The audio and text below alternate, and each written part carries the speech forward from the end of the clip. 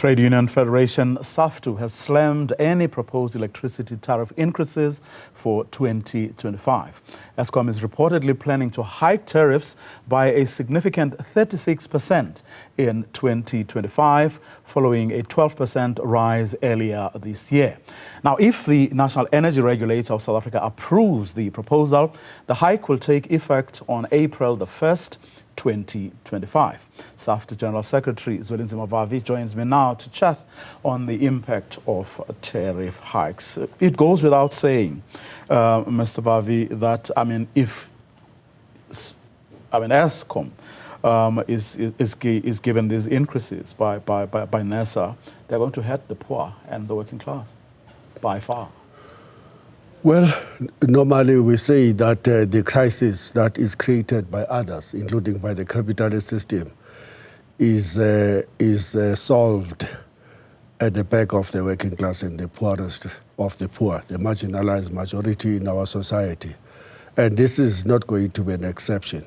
I mean, you have to look at this, Vuyo, in the context. You have already said that they are applying for a 6.1% for next year, which is 2025, but they're applying for 44% in 2026. And only after 27 and 28 do they go back to the levels of inflation in the country. This year, as you are correctly saying, we were hit with a 13% increase on the 1st of April, 19% increase last year. And so when you average the increase of electricity since the crisis of Eskom began in 2007, we now at 539% nominally. That's just way above not just what the poor and the working class can afford, but the economy in general cannot contend with these levels of electricity increases. What then happens is this: there is a rising energy poverty amongst the working class and the poor marginalized people. The gains that we were celebrating of a electrification of our townships, rural areas, and is now being reversed because the poor, even the middle class, can no longer afford to switch on their geyser. They cannot longer afford to use the kettle to boil water, and they cannot afford to to sit on a heated stove and throughout this winter season. People know exactly, in particular those that have a pre-meter reading system, they know you can't afford that. So what then happens is that the people who used to have warm water, warm food, and easy life are now going back, retreating to being the wooers of the wood again. A lot of women are resorting to going back to the forest to fetch wood in order to cook. And when there are stoves that are becoming white elephants in our homes, this is not the direction that we should be taking as a country. And that's why we have expressed yet another concern. Now, if the poor is going through this, imagine what could be happening to small, medium, macro enterprises that were promised that there will be space open for them to come into the mainstream economy to create jobs, and for black people in particular to find a footing in the economy. When you have these massive increases, those gains are being reversed. People have to revert back to, I can't afford this, I can't afford business anymore, and therefore I can't afford to create jobs for the unemployed. But aren't we barking at the wrong tree here? Or maybe, let me ask this differently. Is the problem Eskom? Because the cost of producing electricity is high, and as a country, it's a well-known fact that we never invested in Eskom, or just in electricity generation generally. So, isn't the problem elsewhere? The problem is the combination of a crisis at the political level And secondly, the eagerness of the political elites to hand over every institution they inherited from the colonial apartheid era, which was making a massive economic gains for the elites in society. Then the eagerness of the elite is to hand over all of these institutions to the private sector. Eskom is being balkanized as we speak. It has been broken into three separate bodies. Eskom, as we speak, is being made to compete with the multinational corporations called the independent power producers. Effectively, Eskom is subsidizing these independent power producers to the tune of about 20 billion rands annually.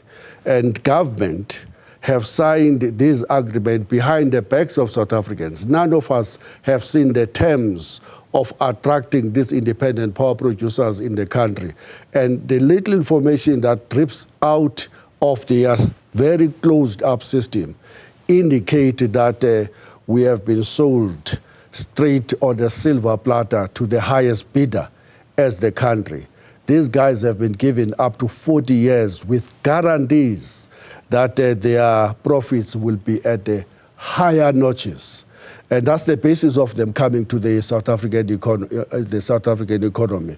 Contrary to the propaganda, we are being told that we are in a free market system, is competition, is the survival of those who are more innovative than the others. Nonsense. These independent power producers are guaranteed profits for the next 40 years. And government is refusing to disclose these agreements, to dispel the statements that we are making. If they're saying we are wrong, can they put all of the agreements on the table so that we can see? Our understanding and the information we have is that we have been sold totally sold into the international markets by the government. And so the combination of all of that makes South Africa to move from a position where, when it inherited Eskom, Eskom gave the markets, the industrialists in South Africa, the manufacturing industry, the lowest tariffs in the entire world. And Eskom was rated the best utility in the entire world in terms of it being competitive, efficient, and very, very cost effective. All that advantage is going through the window 30 years down the line in our democracy. It's a very, very sad story that we are talking about now. Well, the propaganda, as you call it, is that, yes, could well be that these people are going to make huge profits, but it's the only way to address the problem, and in the long run, it's going to lead to you and I paying less for electricity. Nah, that's just a propaganda. Look, South Africa is currently a very monopolized economy in the private sector. Of course, they will say, oh, it's more monopolized in the public sector. You have Eskom, you have Transnet, and you have Prasa, and you have Dinel, and so forth. But in the private sector, in the main, we live under the thumb of monopolies who are closing the space. Closing the space for the small, medium, macro enterprises, for black people to get into the system and to be players in the economy. They can't, because you cannot compete at the go with Pick and Pay, ShopRites of this world, with the four big banks that are closing the space, and with all that they control totally what people normally refer to as the white monopoly capital or the Stellenbosch mafia in the language of this period we are speaking in. So we're talking about a very monopolized economy. That economy is totally inefficient. That economy have the following features. It is tolerating a situation where already there are 13 million people that are unemployed in this country, including 8.7 million young people who are not in employment, education, or training, and which means that out of the 9 provinces, you have 7 of them with unemployment above 40%, when you use the expanded definition of unemployment, which is a more realistic definition of unemployment. That's the situation you face. They have disinvested in the economy. In fact, we call this the longest investment strike ever in the history of South Africa. The levels of investment to the GDP has fallen to around 16%, when all economists from both the left and the right have one agreement, that you need to have at least levels of investment at 25%. Both government and the private sector are in an investment strike. Look at the latest Statistics South Africa report that tells you that there is a more than 12% decline in the investment by the private sector in this economy. What that means is that you will then be trapped in this very low growth path. We are trapped there, zigzagging between 1% and the crisis of below 0% in declines in the economy. So that's why we are sitting on a ticking time bomb. We're speaking in South Africa today, where over 2 weeks after the inauguration of the president, there's still tussling between the political parties that are deepening the crisis already. That makes the majority of the people that already have signed off are no longer interested in the voting system of South Africa. They are staying away. They have joined the bigger crowd of, we are not going to vote for the continuation of this nonsense again. No. So that's your crisis. And unfortunately, Eskom's tariffs and are going to make that situation we are facing already. We are facing a crisis of representation already, because the political parties that were in these elections only represent 37% of the voting population, all of them combined, meaning that the biggest political party, the ANC, represent only 40% of that 37% remaining people who still have a hope that their voting will make their situation change. Now, I mean, if trends are anything to go by, Eskom will get an increase. Of course. It may not be what they're asking for. They always do this. I mean, they pitch higher, and then they get given a lower number. What's the solution? In our view, South Africa, in particular its working class, must rise and demand that there have to be another solution to this process of privatizing electricity generation in our country.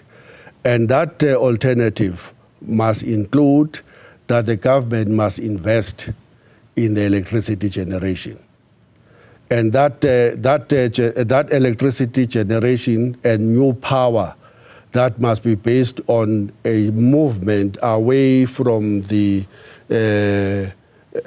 energy dominated by coal into embracing renewables, must be driven in such a manner that it doesn't take